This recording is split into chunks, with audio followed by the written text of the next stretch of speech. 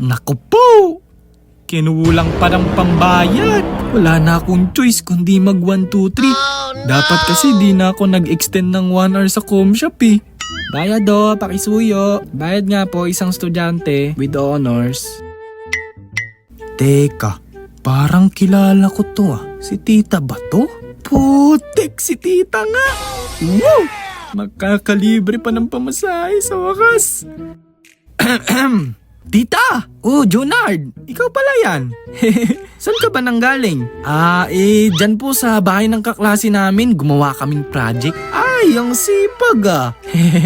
Medyo lang. Nakapagbayad ka na ba? Ayan na, ang sarap sa ears. Parang isang anghel na nag-aalok ng libre. Di pa nga tita eh. Oh, magbayad ka na. Bababa na ako dito eh. Para mag-ingat ka ha. Dito na ako.